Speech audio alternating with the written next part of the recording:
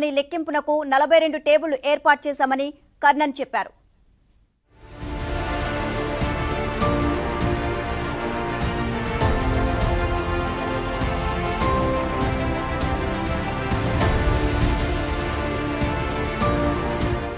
జూబ్లీహిల్స్ ఉప ఎన్నికను ప్రధాన రాజకీయ పార్టీలు ప్రతిష్టాత్మకంగా తీసుకున్నాయి. దీంతో గెలుపు ఎవరిది అన్న ఉత్కంఠ సర్వత్రా నెలకొంది.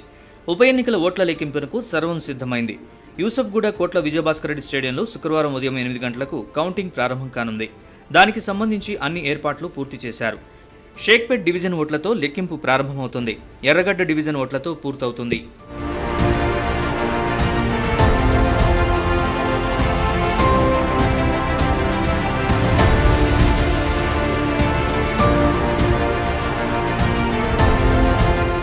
జూబ్లీహిల్స్ ఉప ఎన్నిక ఓట్ల లెక్కింపునకు సర్వం సిద్ధం చేశామని ఆర్ఓ కర్ణన్ తెలిపారు. పోస్టల్ బ్యాలెట్తో ఓట్ల లెక్కింపు ప్రారంభమవుతుందని ఆయన తెలిపారు. 407 పోలింగ్ కేంద్రాలకు సంబంధించిన ఓట్లు లెక్కిస్తామని, మొత్తం 58 మంది అభ్యర్థులు ఉన్నందున ప్రత్యేక అనుమతి తీసుకుని లెక్కింపునకు 42 టేబుళ్లు ఏర్పాటు చేశామని కర్ణన్ చెప్పారు. ఫస్ట్ పోస్టల్ బ్యాలెట్లో స్టార్ట్ చేస్తాము. దాని దాదాపుగా 407 పోలింగ్ స్టేషన్ ఉన్నాయి.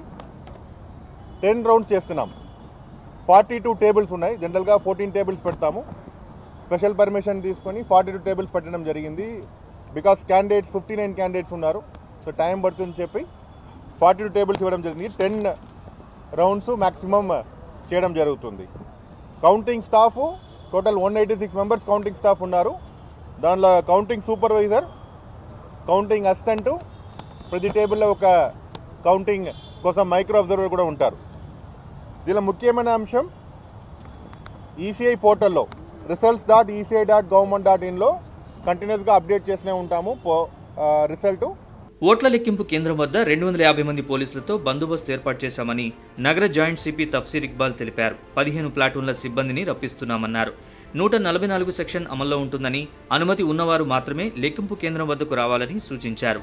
శాంతి భద్రతలకు భంగం వాటిల్లితే చర్యలు తప్పవని ఆయన హెచ్చరించారు. రేపు కూడా 144 సెక్షన్ అమల్లో ఉంది. సో ఎలక్షన్ కమిషన్ నుంచి తర్వాత ఆరు నుంచి ఎవరికి పర్మిషన్ ఇచ్చారు, దోస్ పీపుల్ ఆర్ పర్మిటెడ్. అదర్కి 144 సెక్షన్ ప్రకారం నేను ట్రీట్ చేస్తున్నాను. సో దయచేసి మీరు ప్రోబిటరీ ఆర్డర్స్కి రెస్పెక్ట్ చేయండి. తర్వాత ఇప్పుడు ఎంసీసీ టిల్ 16 మన ఫోర్స్లో ఉన్నాయి, మోడల్ కోడ్ ఆఫ్ కండక్ట్. ఇది కూడా రెస్పెక్ట్ చేయాలి. విక్టరీ ప్రొసెషన్ ఎవరికి so far we are not allowing. మరోవైపు జూబ్లీహిల్స్ ఉప ఎన్నిక ఫలితంపై ఉత్కంఠ నెలకొంది. ఎగ్జిట్ పోల్ సర్వేలన్నీ కాంగ్రెస్ వైపే మొగ్గు చూపాయి. పోలింగ్ తీరుపై కాంగ్రెస్లో ఆత్మవిశ్వాసం కనిపిస్తోంది. అయితే సైలెంట్ ఓటింగ్తో తమదే విజయమని బీఆర్ఎస్ ధీమాగా ఉంది. ఓడితే మాత్రం బీఆర్ఎస్ మనుగడకు ముప్పేనన్న విశ్లేషణలు వినిపిస్తున్నాయి. అటు బీజేపీ మాత్రం గట్టి పోటీ ఇచ్చామని భావిస్తోంది. ఇక జూబ్లీహిల్స్ బైపోల్ ఫలితాలపై తెలుగు రాష్ట్రాల్లో బెట్టింగ్ జోరుగా సాగుతోంది.